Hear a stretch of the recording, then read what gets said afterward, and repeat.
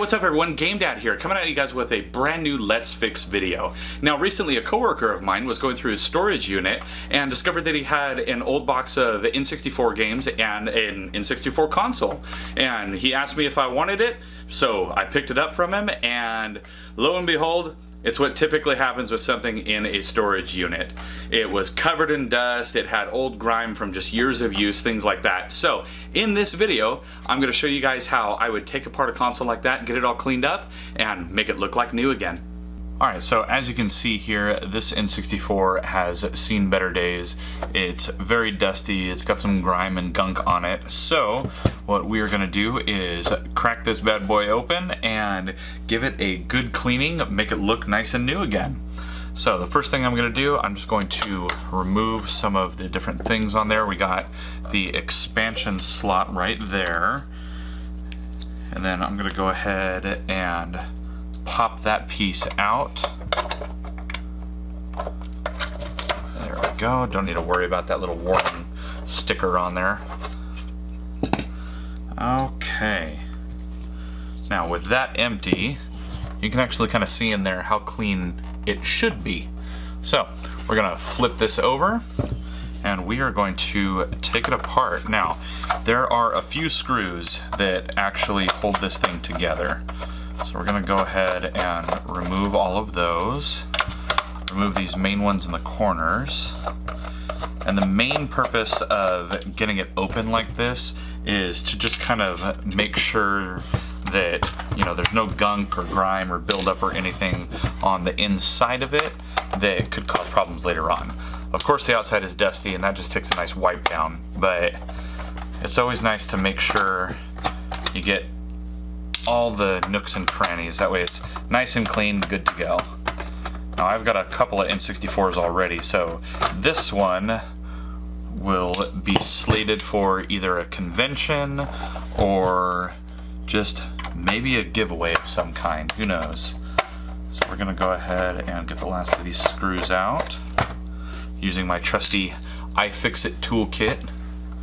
Love that toolkit, good stuff. Get that one down there. Now these are using the larger of the game bits. It's the 4.5mm game bit. Alright, so I believe that is all the screws. Yeah, there's nothing down in that expansion slot. It's kind of nice that it actually has that cover there. So that was cool to see. Alright, so we will flip this back over and pop the top. It's actually not as bad as I have seen in the past. So there is definitely some dust in there, but it is really not that bad. Got a little bit of grime around the power switch, which is to be expected. We'll see if I can focus in on there for you. Yeah, so you can see some of the dirt and grime in there, but it's really not bad at all. So I'm just going to take a microfiber cloth and just kind of give this a nice little wipe down. Yeah, I can feel there's definitely no oxidation or any kind of buildup. This is actually an N64 that belonged to a coworker of mine, and he was just clearing out a storage unit and said, hey, I've got this box of some N64 stuff, got a console and some games, if you're interested it's yours. So of course I was interested. So we're gonna go ahead and just give this a nice little wipe down. Get all that dust out of there. And it doesn't have to be absolutely perfect or anything like that. I'm just trying to get the main dust off of the components. So I am going to go ahead and hit this with a little canned air to get the little nooks and crannies down in here, and I will be right back. Alright, so I went through and hit it with a little bit of canned air and was able to get some of them dust bunnies out from underneath it. And the inside is actually looking like it's in pretty good shape. So we will go ahead and set this aside for a moment. That way we can tackle this, the top of this. This thing's nasty. So the very first thing that I'm going to do is just get rid of that first layer of dust. Microfiber cloth again, and just giving it a nice decent little wipe down. I don't know about you, but if I were to be at a yard sale or a flea market or something like that and I saw an N64 for sale, I definitely would pick the one that looks at least a little bit clean, versus one that looks all nasty like this. So want to make sure I get all the little nooks and crannies, and then we will actually hit it with some cleaner. So we got all these little edges in here. The devil is definitely in the details. You want to make sure that you just take the time, clean it properly, make it look nice. Go ahead and look at the other side right here, and what I'm going to do is actually, you can see these have some little tabs on the sides. I'm going to go ahead and pop these switches out. That way I can get in there and clean it just that little bit extra. Go ahead and take this piece out. It's being stubborn, that reset button. There we go. Extra crusty. Yum. All right. So what I'm going to do now, man, that thing's kind of munched up too. So what I'm going to do now is hit this with some cleaner. Now, I do not use any kind of corrosive chemicals or anything like that on the plastic. Instead, and I use this for a lot of game cleaning, I just have some generic isopropyl alcohol. The higher the percentage, the better, because it means it'll have less water in it. But minimum to use is a 70. So I am going to go through and just give this a little bit of a wipe down. Just a little bit of rubbing alcohol on there, and it will evaporate when done. That way you don't have any kind of residue. Since it is a 70%, it will not harm any electronics. If there happens to be any kind of moisture left, that would hit any of that. But that's one of the reasons I kept the shell off without putting it back together first. That way I can make sure that everything is good with it. I don't accidentally spill anything or anything like that. I'm definitely more accident prone like that, so make sure I don't unintentionally mess things up. So we're going to go through, get some of that extra gunk in there. And as you can see, under the buttons, definitely a lot of buildup in there. So I'm going to get a little bit more of that rubbing alcohol on here, or not rubbing alcohol, but just the isopropyl rubbing alcohol. And you can see right here, still got some dust and scuffs. Now I'm going to hit it with the alcohol, and it's just going to instantly, it looks miles better when you do that.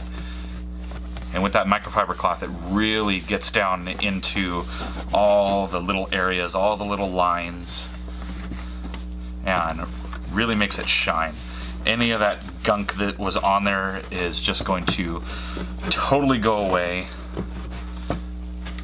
and make it look presentable again. I already know that the console works. I did test it beforehand, so just being able to get in there and make sure it not only works but looks nice, that's the key. Get in there, shine up that N64 logo. I remember drawing that logo so much as a kid.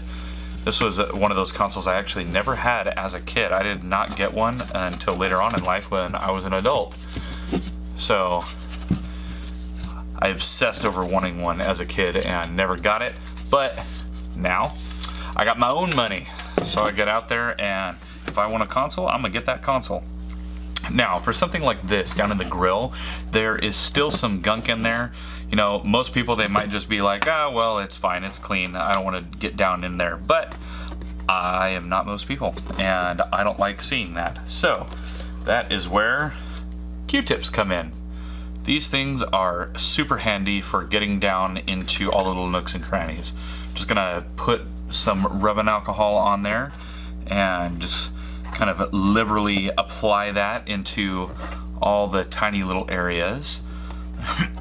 That way, anything that I missed with the microfiber cloth, I will be able to get in there and get with this guy. Listen to that, squeaky clean. I'm gonna go through and get all those little lines.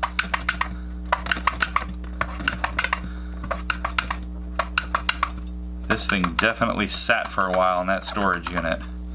There. I don't know if you can really tell, but there's the clean side, there's the dirty side. Kind of hard to tell on the camera right now, but the dirty side is nasty. The clean side is not. Okay, now I'm just gonna kind of prop up the little cartridge flaps here. That way I can get in there and clean those off.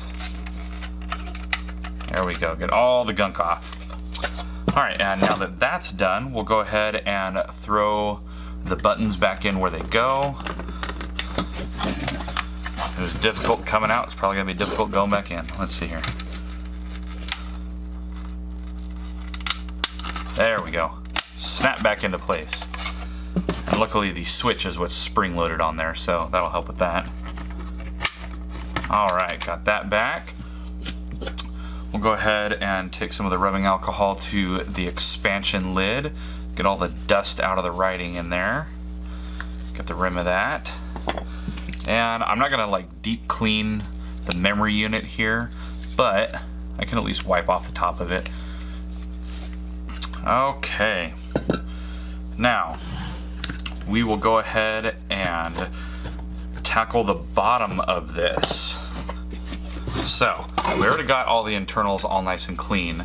Now I want to go through, do the same thing that I did to the top half, and just kind of clean up those controller ports and make sure there's no gunk and grime building up in all of the little pinholes on there. Just that little extra bit of care, make it last extra time.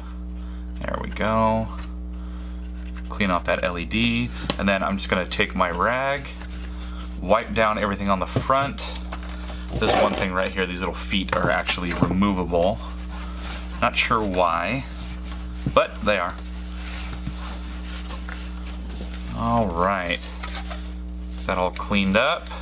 The bottom half of this, surprisingly, actually was not that bad.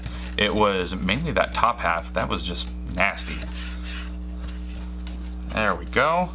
All right, now what we're gonna do is throw this lid back on here. It just kind of sits right down into place. We're gonna flip that over. We can slide these little feet back into where they go. They have little pegs on the inside of them.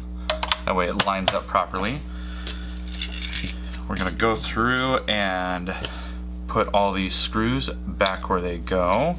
Luckily they are all the exact same size, so you can just throw them back in their spots.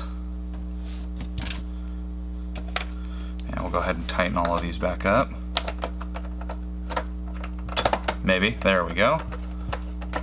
Now you want to make sure, since these are plastic screw posts, that you don't over tighten. You can definitely get it snug, but you don't want to over tighten it, because if you strip that, there is no repairing it. It just means that you may have to glue that into place or find another shell. And that is something that's definitely possible. I have had to replace just regular shells before, so it can be done. It's a very simple swap. You just take off these back screws and then remove the guts and just transfer it over. So it is something that's possible to do, but more annoying. So no reason to risk breaking those posts off. There's one thing I want to add to the collection one day. I want to make use of that expansion slot. Get myself a Nintendo disk drive. That'd be awesome. I have the Famicom, or the Famicom disk system, and a Sharp Twin Famicom, but I do not have the N64 one. Almost there. Alright, one little dusty spot left around that AV connection.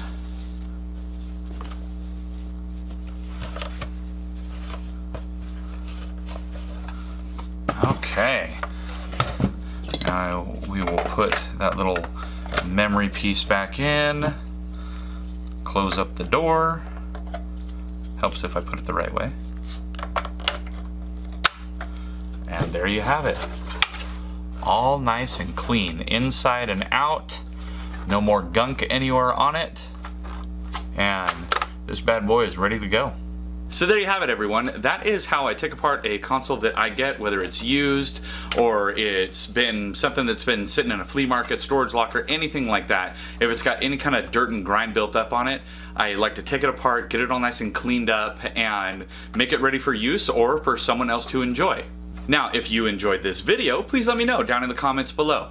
And while you're down there, please also be sure to hit those like and subscribe buttons, as well as that little notification bell so you get an alert every time I got a new video coming out. Now, as always, I'm GameDad. I thank you guys for watching, and I'll catch you later.